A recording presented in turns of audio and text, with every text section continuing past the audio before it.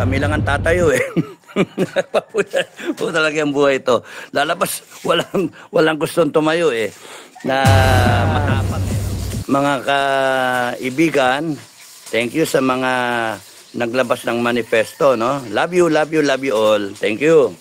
Buhay pa ako, buhay, oh.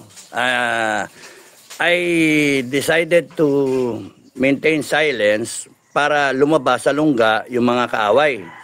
Kasi na-observe namin, maraming pinapasok sa amin na sa grupo, sa FGF, itong administration. Marami nakipag- Ayan na si Captain Dado, no? Nagpakita na siya at iyak ka na.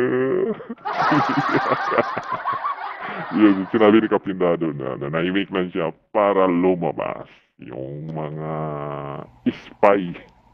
Spy. May spy yung gobyerno sa grupo at yun ang nalalaman na niya kung sino. Ayan. O, diba?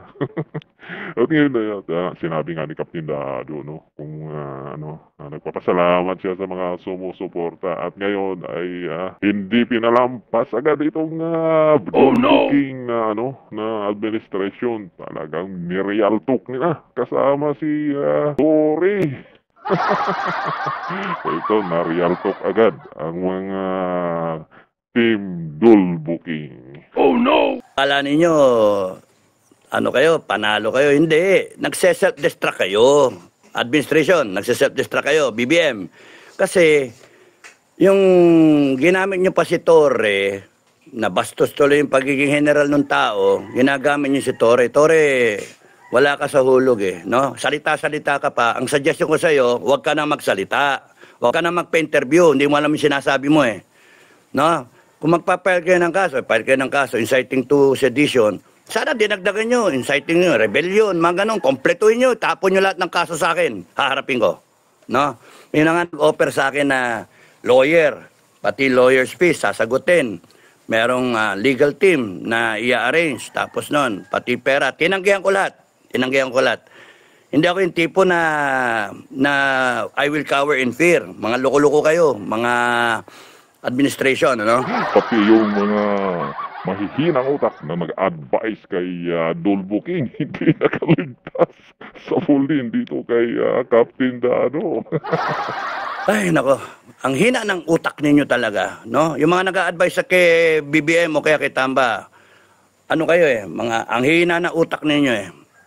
Ay, meron pa kayong pa-connect sa akin na mag-suggest kay asylum. Gagamitin nyo pa yung mga tao na inosente na magsasuggest na itakas ako, punta akong Malaysia. Maggago kayo, manggunggong. Hindi ako kagaya ni Bantag at ni Tebes o ni Pastor Kibuloy.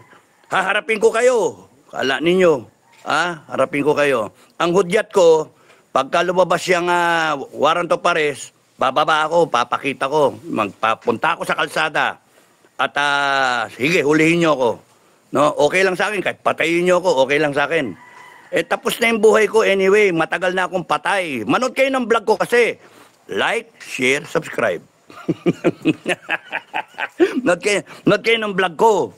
Kasi ano yan eh, nandun yung buong buhay ko. Kaya sana, kung nag-research kayo, manood kayo ng vlog, utusan nyo yung mga bayaran na vlogger ninyo at mga troll, naknantokwa kayo, hindi wala kayong karespeto sa tao, no? Ganyan yung nature ninyo. Ayan, nakikita ng tao. Nagsisimpatize yung tao sa akin. Yun eh. That's why it is more beneficial na tahimik ako para makita mismo ng taong bayan yung kawalangyaan ninyong lahat.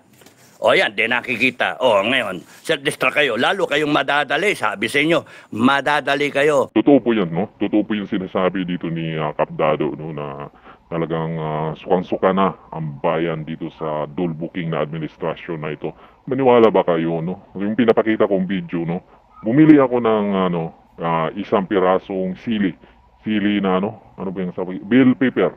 At isang pirasong carrots. At isang pirasong repolyo. 100 pesos. Yung tatlong gulay na 100 pesos na agad yan. Kaya grabe na ang hirap ng buhay natin ngayon. Sobrang mahal na. Nitong Dul Booking na administrasyon na to. Focus sila sa pagsisira sa mga Duterte.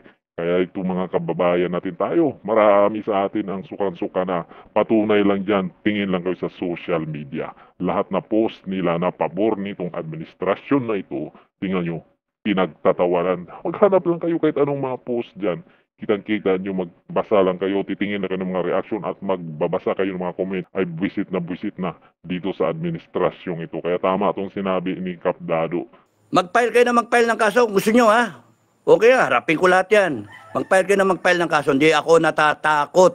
Hindi natatakot ang mga kababayan because yung Constitution, ito ang taong bayan. We, the sovereign Filipino people, wag niyong i-weaponize yung Constitution para isuppress yung taong bayan na kayo, nasa ilalim, sumumpa kayo.